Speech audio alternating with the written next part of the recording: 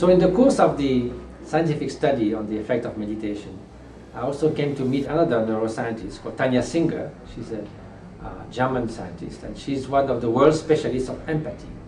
Empathy is the faculty to resonate with others' feeling. If someone comes with a big smile, oh, you start smiling.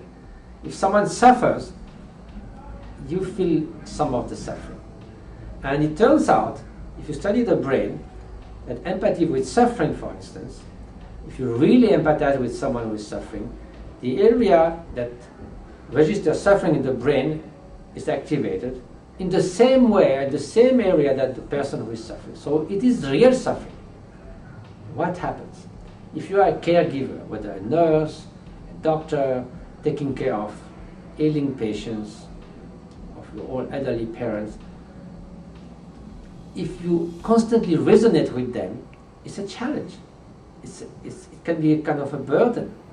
And if a nurse, for instance, the patient might cure or die, but he's not going to be usually sick for 20 years. But if for 20 years you have day after day to suffer with the patient, then understandably it's sometimes too much. It's called the burnout. Some people call compassion fatigue. Or some people, they say, oh, I have to wall myself. I cannot be so emotional, so I have to distance myself, which is not also very good, because the caregiver should be with the patient. So what is the solution? So we thought of that with Tanya Singer, and we tried to unpack the different elements of compassion. So I went myself in the scanner, and Tanya said, just try to resonate on the suffering without your compassion meditation. And I did that for 2 hours in the scanner, and within 2 hours I just completely burned out. I was imagining, I had seen a documentary on terrible situation in orphanages in Romania with kids who were so weak that even moving sometimes they'll break their bones. And I'd seen that the night before, so I was filled with that, and I really resonated, and 2 hours was unbearable. Normally when you do that in meditation, you bring compassion right away. So I was holding it. And then at the end she said, well, we could do the compassion meditation in the afternoon, or we could do it now. I said, please, let's do it now. I can't stand it anymore. So I felt like when I brought the compassion component, it was like opening of a dam. I feel that every atom of suffering now soaked with an atom of loving kindness. Instead of feeling uncomfortable, not knowing how to handle that suffering, I feel like embracing. Completely different. And in the brain also, complete change. Many areas that has to do with empathy, distress, with fear, with pain, were gone.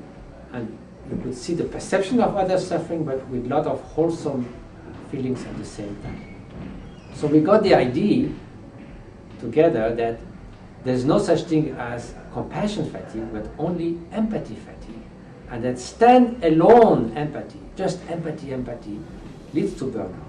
But if you have empathy within the vaster sphere of loving kindness and compassion, then you have the whole buffer of this compassion that prevents all the negative effect of feeling the other suffering. And I think that has tremendous potential, helping caregivers to train in arousing more of that loving kindness. And you see some nurses who are naturally very, very, motherly and affectionate, and usually they don't burn out because they have these resources of compassion, that pool of compassion. But that can be trained. And the other studies on meditation and neuroscience have shown that those qualities can be trained.